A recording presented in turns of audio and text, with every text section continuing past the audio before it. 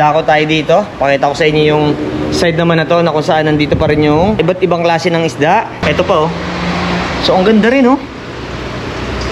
Ang ganda pag marami sila tapos sama-sama. Ayan oh, schooling fish din yan. Pwede rin itangklik yan sa mga arwana. Check natin dito. Meron sila ditong albino platinum tinfoil barb. So 400 each. Ito. Marami pang available guys. Ayan oh. Ganda na ito. Platinum. So ngayon lang natin nakita to guys.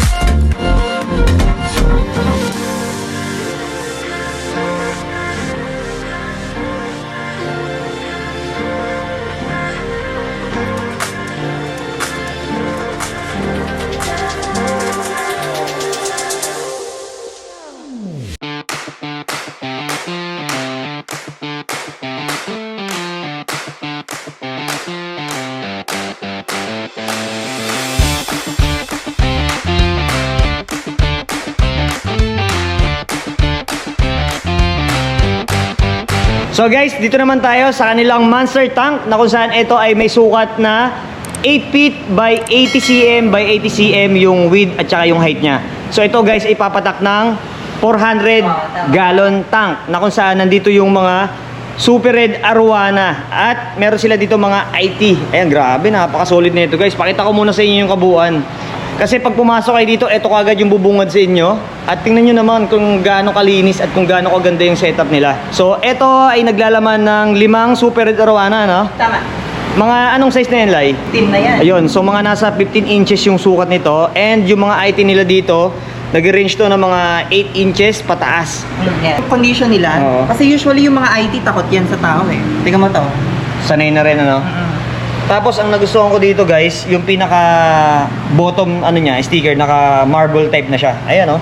And ganun pa rin, yung pinaka kagandahan dito is naka remote control naman to, guys. Ito.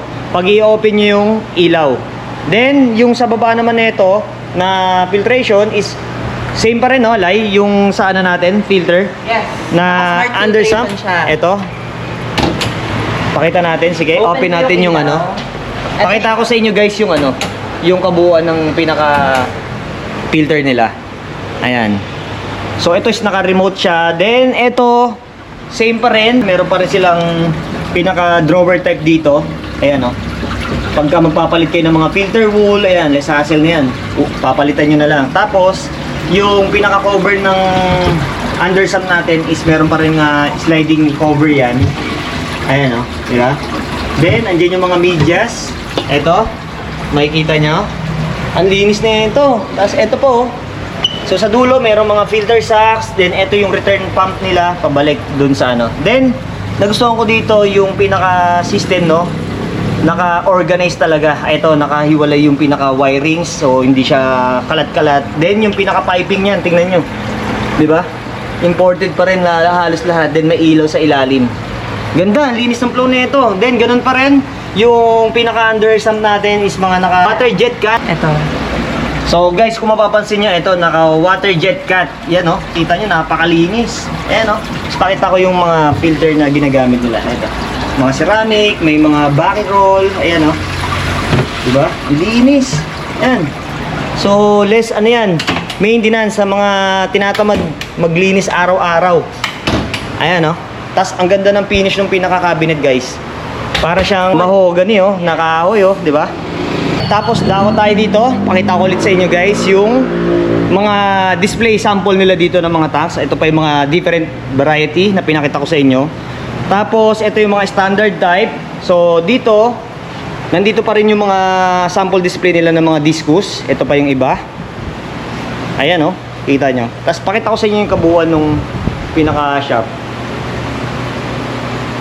Sobrang linis dito. Same pa rin ng mga aquarium natin dito is meron pa rin siyang mga drain para sa water change. May pang siphon tayo dito.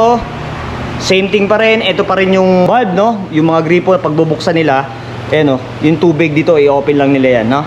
Tapos, pagka magdi-drain naman sila, eto, pag mag-water change. So, dito, check natin, meron sila ditong Gold Cloud Minnow. Eto, 90 pesos. Ngayon ko lang din ito nakita. Ayan. So, mga kalimitan na mga makikita nyo isda dito, more on pang planted. Pero meron din sila mga arwana para sa mga monster tank na may avail nyo. Neon Tetra, eto. Madami silang Neon Tetra. So, 40 pesos each.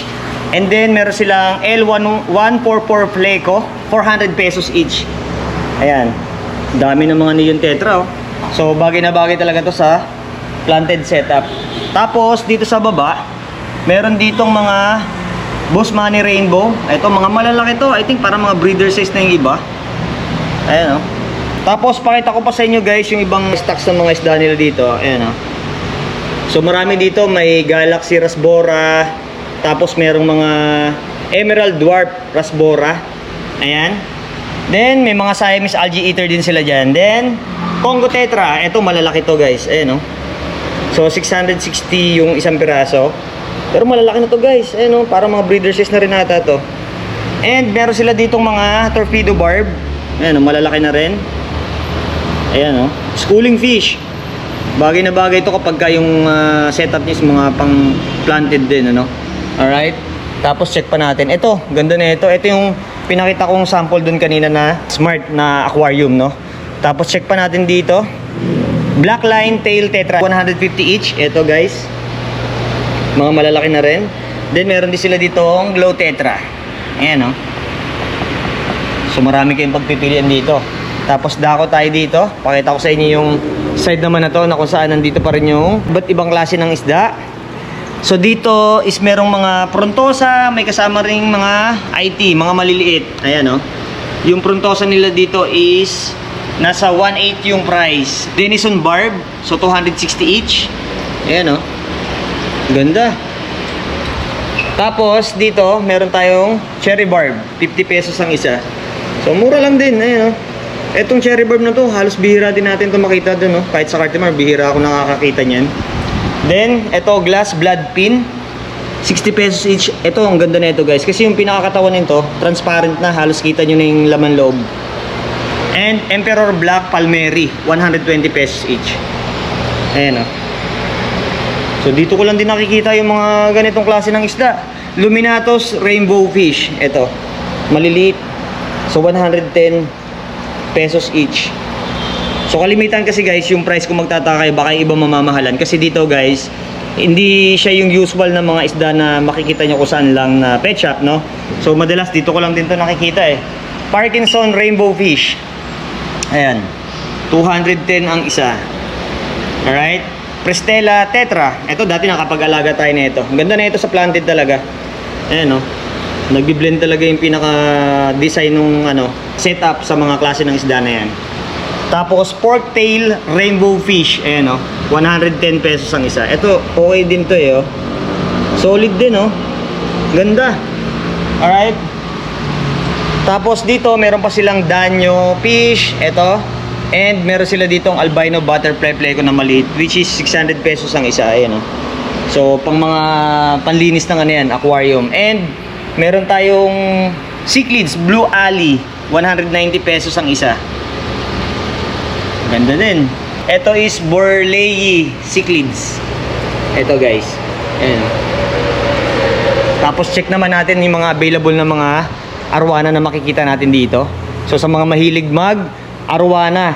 So meron sila ditong mga 24K Golden Crossback. So 10 to 11 inches. May price to na 19,000. With certificate na yun guys, no? Ayan. Grabe, oh.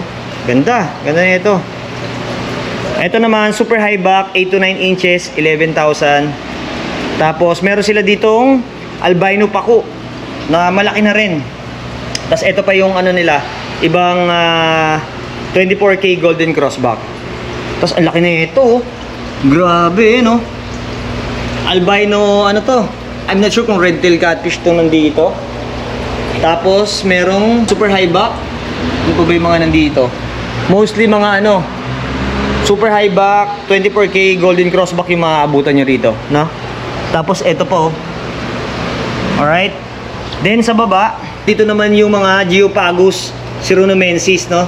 So, ang price naman ito is 560. Ito guys, napakaganda rin ito. Ano rin to, pang tangmate sa mga arwana. Ito pa oh. So, ang ganda rin oh. Ang ganda pag marami sila tapos sama-sama. Ayan oh, schooling fish din yan. Pwede rin itangmate yan sa mga arwana. Tapos dito, check natin dito. Meron sila ditong albino platinum tinfoil barb. So, 400 each. Ito. Marami pang available guys. Ayan oh. Ganda na ito. Platinum. So ngayon lang natin nakita to guys. So available yan dito. And etong side na to guys, nandito naman yung mga gamit nila. Mula sa mga filter, pumps and motors, ibang aquarium nandito. Tapos etong mga imported na drip wood. So gaya na sinabi ko sa inyo, yung mga drip wood niyan, ini-import pa rin nila, no? Rosewood yung ginamit dito. Tapos ito yung mga ibang sample pa ng mga pwede nyo magamit na substrate. May mga pebbles tayo dito. River sand, white sand, may red sand, at saka ito pa yung klase ng river sand na to. Ayan o. Marami kayong pagpipilian. Ito yung mga media na ginagamit, no?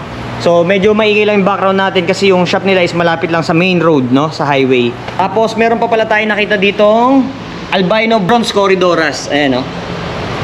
Dami pa nila. So ang presyo nito is 150 each. Ayan. Tapos meron tayong starby corridoras na nakikita dito. Ayan, nandun sila sa dulo. Ayan o. So again guys, pag sasadya kayo dito, punta lang kayo dito from 8 AM hanggang 7 PM.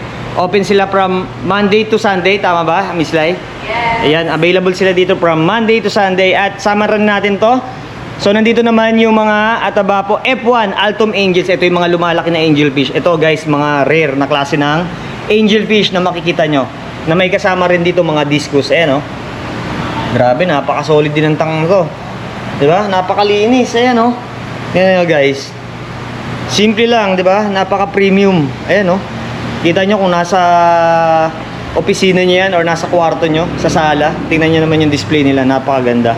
So, smart control system pa rin lahat 'yan at imported tanks yung ginamit diyan. Ganda. So, pakita ko sa inyo yung mga angelfish nila dito. Altum Angel. Ito guys yung mga lumalaking angelfish. Grabe, oh, napaka-solid. Yeah. Woo! Fish gotta da-da-da-da-da. Let's go. Yeah. Fish gotta. Fish gotta. Da-da-da. Let's go. Gising ng maaga, camera naka-ready. Sa farm papunta, buong tropa steady.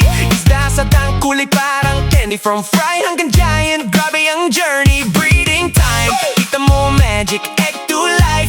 Parang automatic, tubig malinaw, set up aesthetic. Fish keeping life solid, walang kapalit. Sa bawat alon ng tubig may kwento. Sa bawat galaw nila may sikreto. Hindi lang hobby, ito'y passion ko. Kasama ang fish kada, tuloy ang kwento. Hey! Para na sa fish kada, ikot tayo, saya walang kapares. Fish, birds, reptiles, lahat kasama. Sa vlog na to kaya ang saya ay tuloy-tuloy na. Katimar, update tayo. Monster fish ang lalaki, grabe bro. Sa bawat trip, walang sablay. Fish kada vibes, araw-araw saya. Katimar tour, dami naming nakita. Exotic pets, parang zoo sa dami nila. May ahas, may ibon, kulay kakaiba. Pagpasok mo pa lang, wow, agad ang tema. Pet shop door, check ang supplies. Filter, pagkain lahat, high quality vibes. Tips and tricks, share namin sa inyo. Para sa fish nyo, healthy at todo. Sa ilalim ng tubig may mundo na tahimik. Pero sa puso ko, ang saya'y di mapigil. Kada biyahe, bagong kwento. Kasama kayo, kumpleto ang mundo.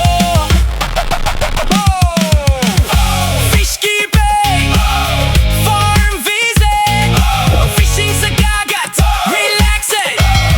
Hey, exotic pets, astig, fish kada, walang katulad na legit. Hey, tara na sa fish